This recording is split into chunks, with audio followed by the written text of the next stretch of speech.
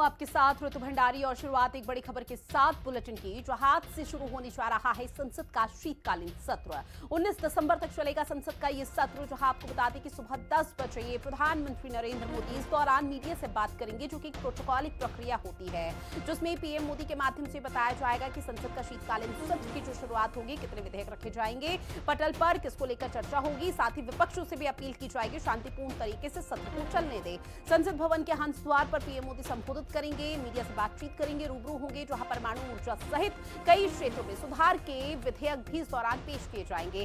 साथ ही विपक्ष भी अपनी पूरी तैयारी पर है। कल भी बैठकों का सिलसिला देखने को मिला था, जहां विपक्ष जो तैयारी कर रहा है वो एसआईआर मुद्दे और दिल्ली से सटे हुए राज्य में बढ़ते प्रदूषण को लेकर भी, और भी कई ऐसे मुद्दे हैं जिसको लेकर वो सत्ता पक्ष को घेर सकता है।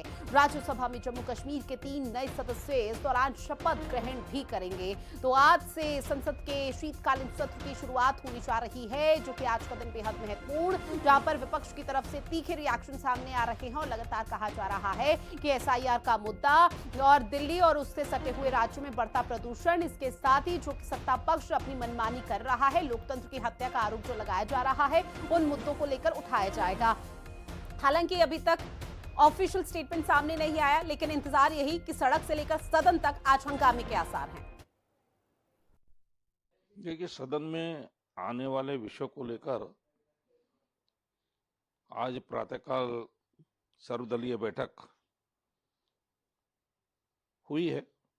उसमें सभी दलों ने अपने अपने विषय रखे हैं।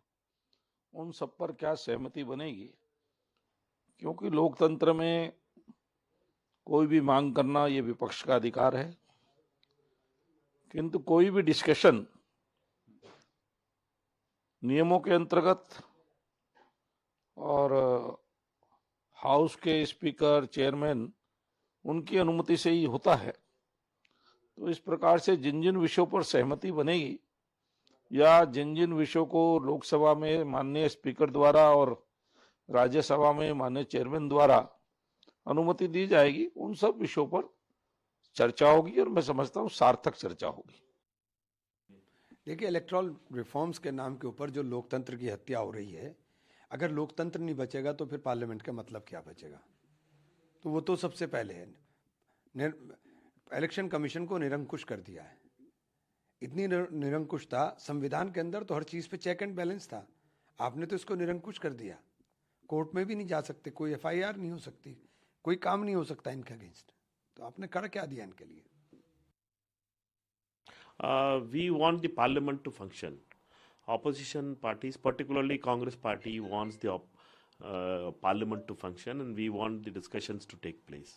We want discussion on the SIR, which is an attack on democracy. We wanted a discussion on those vote chori things, which is where Election Commission has become an agent to the whole process itself.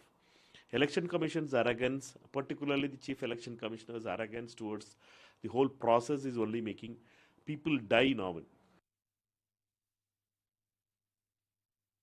देखिए, पहले session winter session 17 नवंबर या 22 नवंबर से शुरू होता था और 13-14 दिसंबर तक जाता था। और जब से मोदी सरकार आई है, ये संसद में चर्चा से भागती है, इसलिए सारे सेशंस, विंटर सेशन हो, बजट सेशन हो,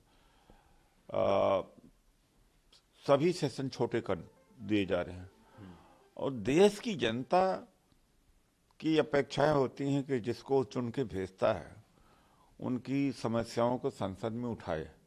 अब संसद में जनता की समस्याएं उठती ही नहीं। 0 आवर कभी हुआ करता था, लेकिन जिस तरह से बॉयकॉट है, डिसरप्शन है, 0 आवर भी नहीं आ पाता। देखिए, पॉल्यूशन